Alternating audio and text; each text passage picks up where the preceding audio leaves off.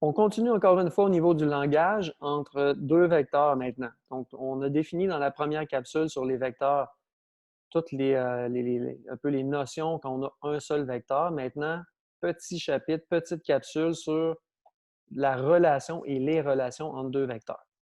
Encore là, il y a des parallèles à faire avec notre langage mathématique et ceux du monde de l'algèbre linéaire. Vecteurs orthogonaux. Donc, orthogonaux, ça signifie perpendiculaire. Donc ici, par exemple, si j'ai le vecteur U et le vecteur V, la particularité, c'est que pour avoir deux vecteurs perpendiculaires, ils peuvent être n'importe où dans un plan. OK? Donc, ce n'est pas nécessaire qu'ils soient collés l'un à l'autre. Donc, on n'a pas besoin d'avoir un vecteur qui va être comme ça ici. OK? Pour dire que là, je vois vraiment qu'il y a un angle de 90 degrés.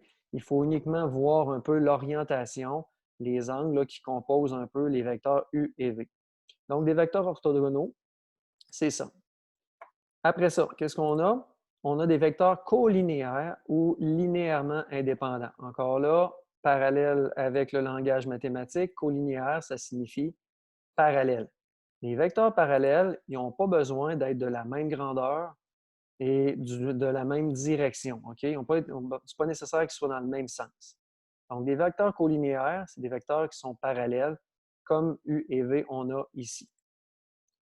Des vecteurs opposés, maintenant, les vecteurs opposés, c'est des vecteurs qui ont exactement les mêmes grandeurs, exactement aussi, qui sont en fait parallèles. Donc, la même grandeur, un peu parallèle, et une fois qu'ils sont parallèles, la seule particularité, c'est qu'ils vont être de sens contraire. Les vecteurs opposés, c'est supposé nous amener de Québec à Montréal, puis le vecteur opposé à ça est supposé nous ramener de Montréal à Québec. Donc, il faut pas arrêter à Trois-Rivières. Donc, c'est bien important que le vecteur soit exactement de la même grandeur. Donc, ici, on a le vecteur AB ou le vecteur U, et on a un autre vecteur à côté qui est V, et là, on voit qu'ils sont parallèles, mais de sens inverse. Donc, le vecteur AB, il est opposé à CD. On peut aussi dire que l'opposé de V, on note moins V, l'opposé à V, ça on en a parlé dans la première capsule. Même chose au niveau de, si on nomme pas les vecteurs, mais maintenant on nomme le point A, le point B, le point C, le point D. Donc l'opposé à AB ou BA, c'est deux façons d'écrire que c'est l'opposé à AB. Petit truc important aussi, si le vecteur V, ses composantes, c'est A et B, donc la composante horizontale, c'est A, la composante verticale, c'est B, alors l'opposé à ça, c'est l'opposé de la composante horizontale et l'opposé de la composante verticale.